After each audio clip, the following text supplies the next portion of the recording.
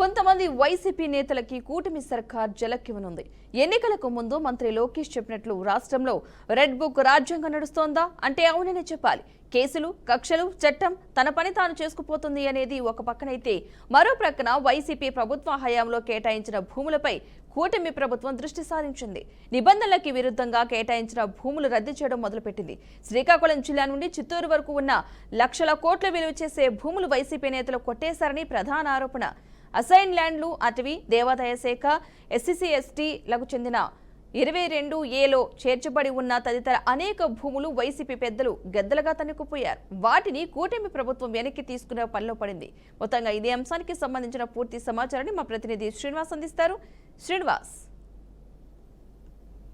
Right Padma, ప్రధానంగా చూసుకుంటే అంటే చిత్తూరు జిల్లా తడ నుంచి శ్రీకాకుళం జిల్లా ఇచ్చాపురం వరకు ఏదైతే ఉందో దాని మొత్తం ప్రొసీడింగ్స్ ఏవైతే గత ప్రభుత్వ హయాంలో అన్యాక్రాంతానికి, ఆక్రమణలకి, బినామీలకి కట్టబెట్టడానికి కానీ ఇలా అనేక అంశాల్లో ఏదైతే దోచేశారో ఆ భూములన్నింటినీ కూడా తిరిగి ప్రభుత్వానికి దఖల పడే విధంగానే ఇప్పటి కూటమి ప్రభుత్వం పనిచేస్తుందని మనం చెప్పుకోక తప్పదు.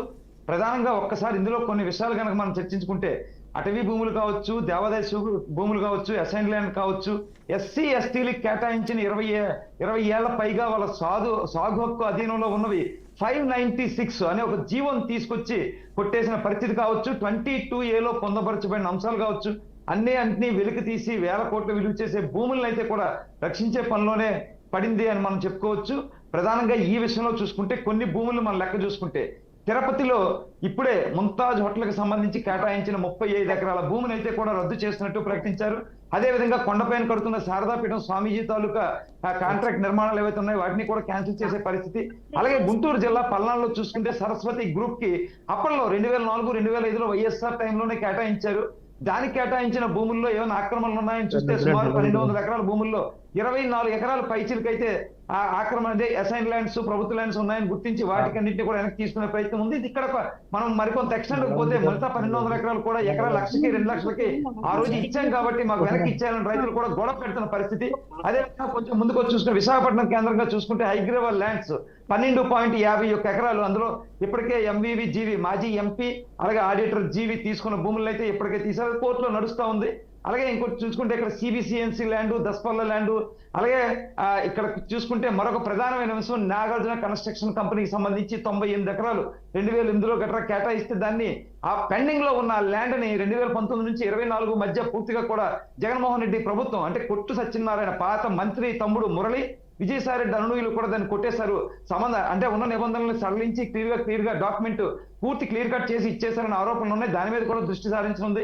దస్పల్లా హిల్స్ కి సంబంధించి అప్పుడు దస్పల్లా రాణితో ఉండే గొడవల నేపథ్యంలో వీళ్ళు ఏదైతే 22A పొందుపరచబరిచారో ఆవిడ సింగిల్ బెంచ్ లో తీర్పు చెప్పుకున్నట్టు కూడా డివిజన్ బెంచ్ కి అంటే క్రాస్ ఎగ్జామిన్ చేసి అప్పీల్కి వెళ్లకుండా కూడా క్లియరెన్స్ ఇచ్చేసిన పరిస్థితి. దాని 70-30% నిష్పత్తిలో విజయసాయిరెడ్డి వర్గీయులు యశ్వర్ డెవలపర్స్ పేరు దోచేశారనేది అదొక ప్రధాన అభియోగం. దాని మీద కూడా దృష్టి సారిస్తా ఉన్నారు.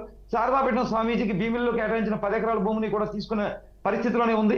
అలాగే ఇంకా చూసుకుంటే యాంకరేజ్ పోర్టు, ఆ పోర్టుకు సంబంధించి ఏమేమి జరిగినాయి, కేవీ రావుకి ఆ విక్రాంత్ రెడ్డి ఎవరైతే సుబ్బారెడ్డి తనడు విక్రాంత్ రెడ్డి, విజయసాయి రెడ్డి కూడా ఇప్పటికే అంటే సిఐడి విచారణ ఎదుర్కొన్నారు. మరొకసారి 25వ తారీఖు రమ్మని చెప్పారు, దాన్ని కూడా ఎదుర్కోవాలి.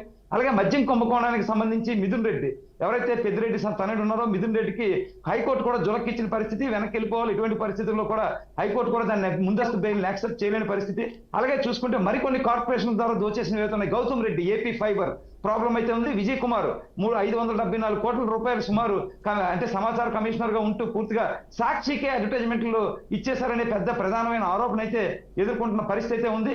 అలాగే ఆడుదాం ఆంధ్ర పేరుతో రోజా ఏం డబ్బులు దోచేశారు, అక్కడ 110 కోట్లు 120 కోట్ల దాకా తేడా జరిగిందని చెప్పి రోజా మీద ఉంది. చిలకలూరుపేటలో ఉండే విడుదల రజని మాజీ మంత్రి అక్కడ ఒక మైన్స్ క్వారీ చేసుకుంటున్న వ్యక్తిని డిమాండ్ చేసి ఆయన నుంచి 2 కోట్ల రూపాయలు నగదు ట్రాన్స్ఫర్ చేశారు, సుమారు 5 కోట్ల దాకా డిమాండ్ చేశారు. ఆవిడ మీద ఒక అభియోగం ఉంది. ఇలా చూసుకుంటే రాష్ట్ర వ్యాప్తంగా గడిచిన టైంలో చేసిన కార్పొరేషన్ చైర్మన్లు కావచ్చు, లేదంటే మంత్రులు కావచ్చు, ఎంపీలు కావచ్చు, ప్రజాప్రతినిధులతో పాటు కూడా సిఎస్ జవహర్ రెడ్డి 596 జీవో ఇది అత్యంత ప్రమాదకరమైంది. భోగాపురం ఎయిర్పోర్ట్ నుంచి ఆనందపురం వరకు సుమారు 1000 కోట్లు విలువ చేసే 800 ఎకరాల భూమిని అంటే 20 ఏళ్ల పాటు ఎవరైనా ఎస్సీ ఎస్టీల దగ్గర సాగులో ఉంటే అవి వాళ్ళు అమ్మించుకోవచ్చు, క్లీన్ చేసుకోవచ్చు అని ఒక జీవోను పాస్ చేసి ఆ 596 జీవో తెచ్చి దాన్ని హోల్డ్లో పెట్టి ఇక్కడ వాళ్ళు పురాణాలు రాయించుకొని రిజిస్ట్రేషన్ తయారు చేసి తక్కువ రేట్లకి 10 లక్షలు 20 లక్షలు తీసేసుకొని అది కోట్ల రూపాయల ట్రాన్స్ఫర్. ఎప్పుడైతే పురాణాలు రాశారో రాయించుకున్న తర్వాత ఆ జీవోని అప్లికబుల్ చేశారు, ఆ జీవోని ఆదేశాలు జారీ చేశారు. ఆటోమేటికల్గా వాళ్ళు రిజిస్ట్రేషన్ చేసిందన్నీ కూడా వ్యాలిడ్ అయ్యాయి. 1000 కోట్ల రూపాయలు అది సిఎస్ జవహర్ రెడ్డి నేతృత్వంలో జరిగింది. మరికొంతమంది అప్పట్లో ఉండే కొంతమంది మినిస్టర్లు కూడా దాని ఇన్వాల్వ్మెంట్ ఉంది. ఇవన్నీ భూముల మీద ప్రత్యేక దృష్టి సారించారు. అలాగే మారిటైమ్ బోర్డుకి కాయలు వెంకటరెడ్డి ఉండేటప్పుడు పూర్తిగా కూడా కోర్టులన్నీ కూడా ఎలా కబంధాస్తాల్లో కలిసిపోయి ఏ రకమైన అన్యాక్రాంతం జరిగాయనే విషయాన్ని నారా లోకేష్ సుస్పష్టంగా కూడా అప్పటి సీఈఓని ఒక 2 గంటల పాటు మనకు అందిన విశ్వసనీయ సమాచారం ప్రకారం నారా లోకేష్ ఆ వ్యక్తిని పిలిపించుకొని 2 గంటల పాటు పూర్తిగా విచారణ చేసి సార్ చెప్పండి మారిటైమ్ బోర్డులో ఏమైనా ప్రాబ్లమ్స్ ఉన్నాయో, పోర్టులో అవినీతి జరిగిందా, వెంకటరెడ్డి హయాంలో ఏవే ఆక్రమణలు జరిగినాయి, దురాక్రమణ జరిగిన అన్ని ఇన్ఫర్మేషన్ లాగిన పరిస్థితి.